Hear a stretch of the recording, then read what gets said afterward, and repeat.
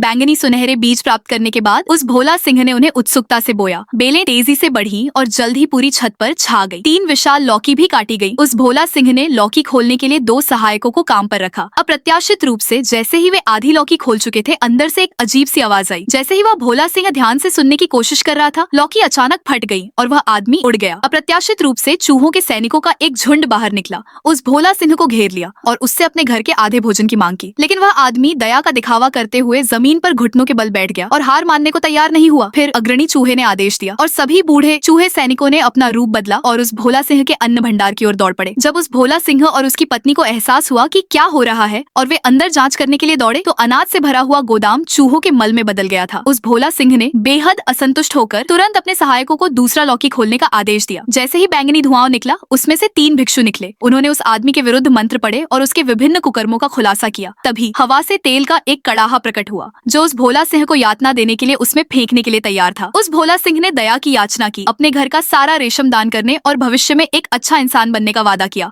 तभी उसे भिक्षुओं से क्षमा मिली। क्षमा। जैसे ही भिक्षु चले गए, वह भोला सिंह, जो अपने रेशम को छोड़ने को तैयार नहीं था, हवा में ऊंचा उठ गया। उन्हें और ऊंचा उठते देख उसने डर के मारे अपनी पकड़ छोड़ दी और जोर से तवे पर गिर पड़ा। अंदर के उबलते तेल ने कई लोगों को उछलने पर मजबूर कर दिया। फिर दोनों सहायकों ने हार मान ली, लेकिन फिर भी वह भोला सिंह आखिरी लौकी खोलने की कोशिश करता रहा। उसकी पत्नी उसे रोकने के लिए जल्दी से आगे बढ़ी, लेकिन वह आदमी पहले ही पागल हो चुका था। उसने अपनी पत्नी को बाहर निकाला और फिर एक कुल्हाड़ी ढूंढी। उसकी पत्नी घबरा गई तो उसने कुल्हाड़ी से आखिरी लौकी पर वार कर दिया। तभी एक अजीब सी शक्ति प्रकट हुई। धुआं छांटने के बाद उनके सामने एक विशाल बिल्ली का मांस प्रकट हुआ। गौर से देखने पर पता चला कि यह वही बिल्ली थी जिसे उस भोला सिंह ने मारा था। पत्नी उसे सांत्वना देने के लिए आगे बढ़ी, लेकिन बिल्ली पहले ही राक्षस में बदल चुकी थी। दोनों जल्दी से घर के अंदर छिप गए, लेकिन बिल्ली ने उन्हें जाने देने का कोई संकेत नहीं दिया। उसका विशाल शरीर हवा में उछला और पूरा आंगन पल भर में मलबे में तब्दील हो गया।